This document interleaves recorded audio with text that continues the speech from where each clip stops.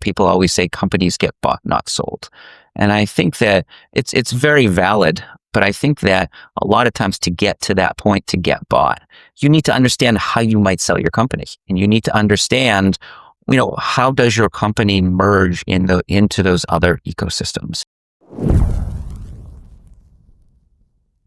As I think about what is that sort of big sort of strategic moment, it's the first time that we had an inbound, and it was, and I'm, not allowed to say who it was from, but it's thinking about how does that inbound company combine with my company, and what are those true synergies, right? And understanding the true synergies, both from a revenue and a cost perspective. And so understanding how to look at that. And so the more you can then analyze how your company fits into another business, fits into a public market, fits into another, even just a product build, you now can understand how to better launch a new product. You can understand how better to think about a strategic, acquisition or a strategic buy you may want to make, right? And what are those core metrics you should look at, right? And again, there's some of those synergies, and you think about some of the really, simple synergies, which are,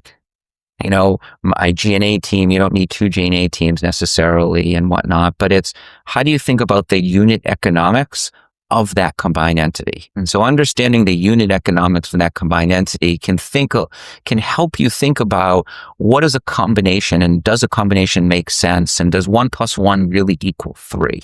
Or does 1 + 1 just equal 1.5, right? And so as you think that through, you can now develop different elements of how should I think through a strategic merger? How should I think through a strategic partnership? Could I go sell the business, or do I need to get bought? And with that said, when you're thinking about getting bought, you need to develop those business development relationships in advance to someone wanting to come in and buy your company. Too often companies are unprepared, and too often CFOs are unprepared. And I've even had a couple of recent, conversations where people are on the market, and I've had questions for CFOs and there's no answers. Right. And I'm like, do you know your business? You don't know your business. Right. And so I think it's always being prepared. And I think that what the Place IQ opportunity did for me more than anything was the inbound was from one that you would have never expected. Right. It was a different type of expectation. And I think that's where things really, hit home, which is, hey, it's not necessarily the folks you're thinking about. It's the folks you're not thinking about.